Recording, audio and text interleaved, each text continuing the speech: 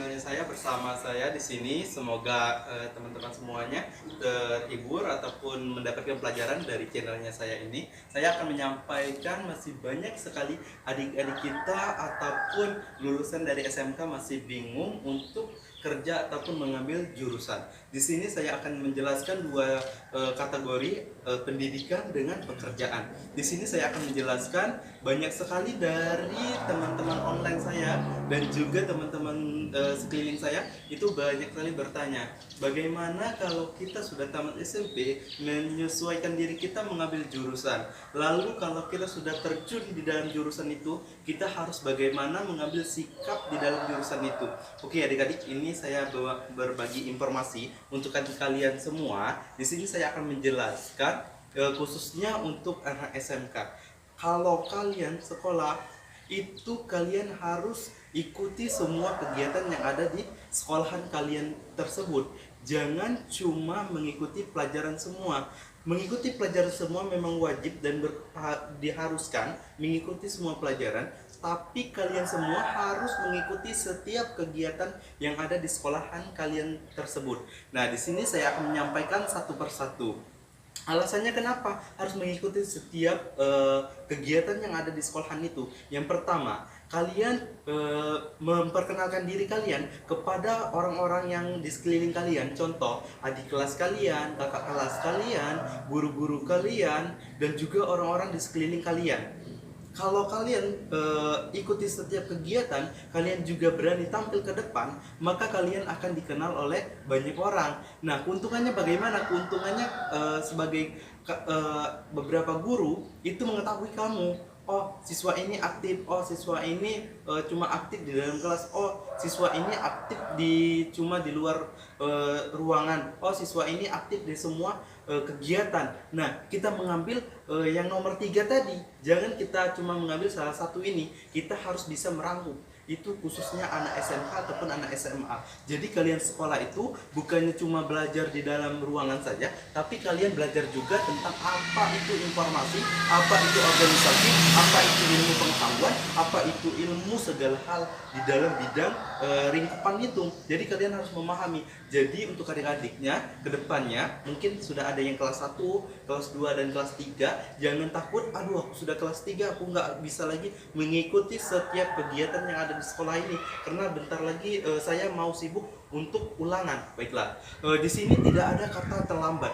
Jadi untuk khususnya yang sudah menjenjang kelas 3 ataupun kelas 12, kalian bisa mengikuti kegiatan belajar ataupun mengikuti sosialisasi. Contoh di luar dari sekolahan itu ada IRMAS, ada beberapa organisasi yang lainnya. Kalian ikuti. Untuk apa? Untuk bekalnya saat kalian sudah tamat nanti. Dampaknya bagaimana? Dampaknya nanti kalian rasakan sendiri saat kalian sudah lulus dari sekolahan kalian tersebut. Nah, di sini untuk adik-adik yang kelas 1 ini sangat bagus untuk dia. Walaupun posisinya masih bingung, dia harus ngapain, harus bagaimana, dan harus seperti apa.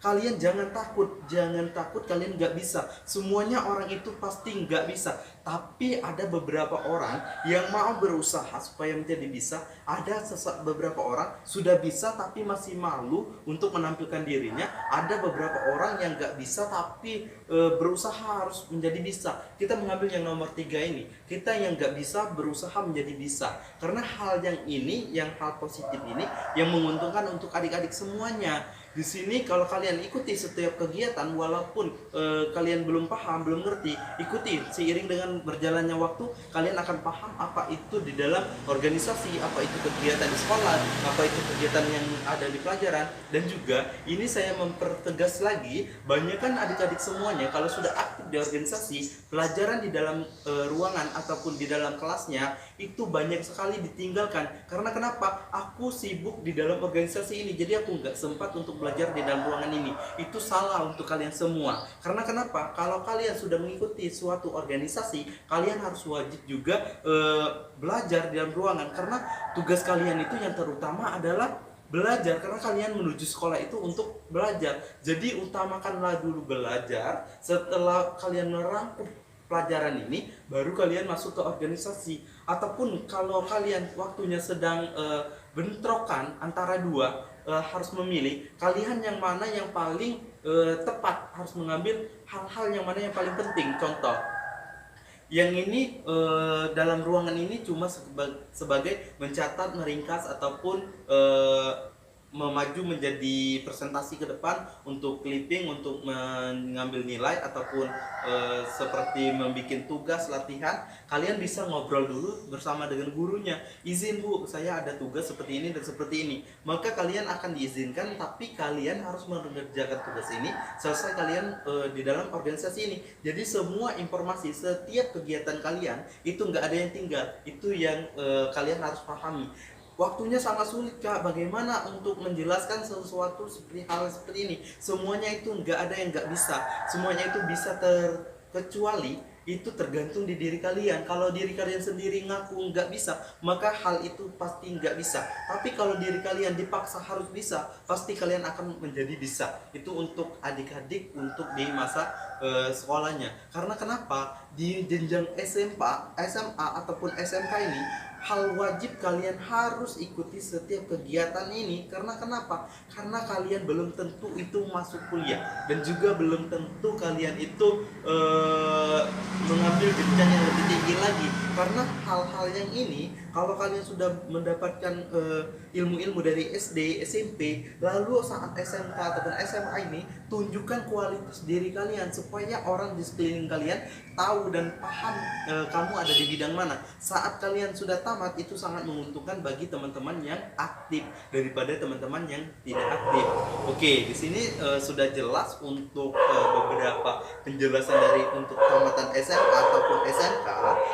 Di sini saya akan menjelaskan bagaimana saat kita sudah lulus sekolah, khususnya anak SMK. Di sini banyak sekali masih bingung caranya. Aduh, surat kelulusan belum dapat, ijazah juga belum dapat. Bagaimana saya menargetkan supaya saya enggak nganggur saat saya lolos dari ataupun lulus dari sekolahan ini.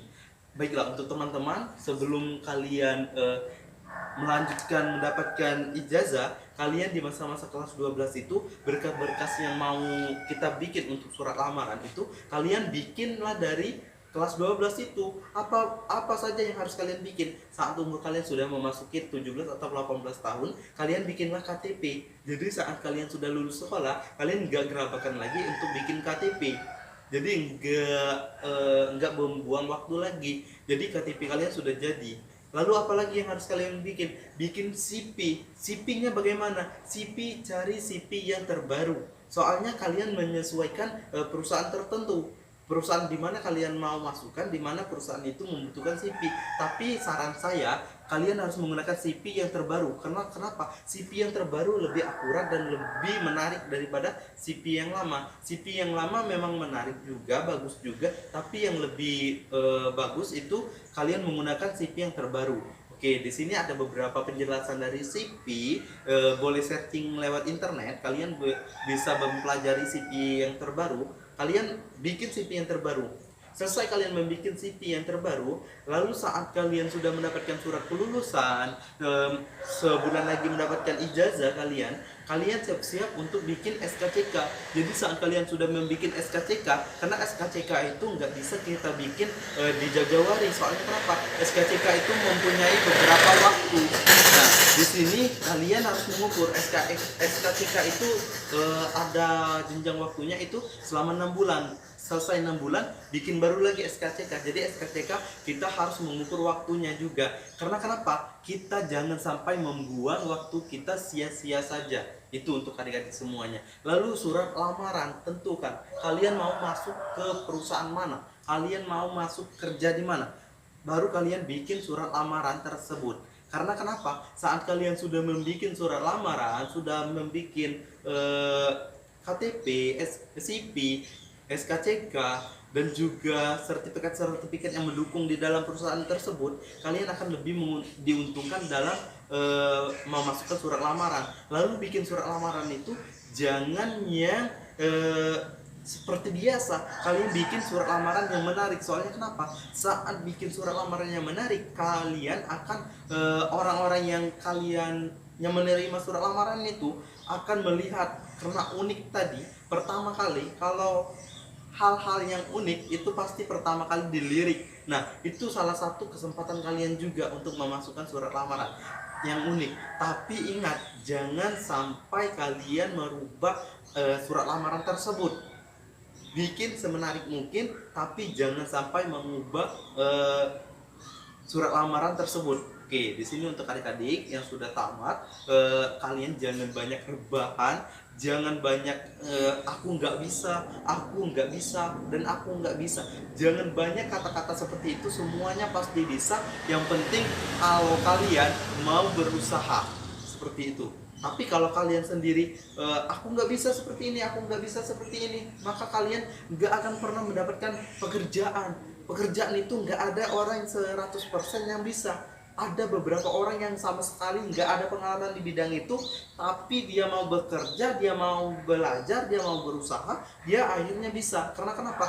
Dia yakin pasti dia bisa. Jadi intinya kalian harus balik lagi ke channel saya sebelumnya, itu harus percaya diri di bagian bidang itu. Itu untuk teman-teman yang sudah tamat sekolahan, dan juga untuk teman-teman yang di jenjang sekolahan. Jadi sekolah itu jangan cuma terfokus satu titik. Kalian harus memahami arti dari sekolah itu bagaimana, arti belajar itu bagaimana. Nanti saya jelasin di channel selanjutnya belajar itu bagaimana. Banyak sekali dari teman-teman, khususnya saya pribadi, dari zamannya SD itu saya nggak tahu cara belajar, sistem belajar itu seperti apa. Cuma saya tahu belajar itu cuma baca buku, menghafal, itu yang cuma saya tahu. Belajar itu cuma itu.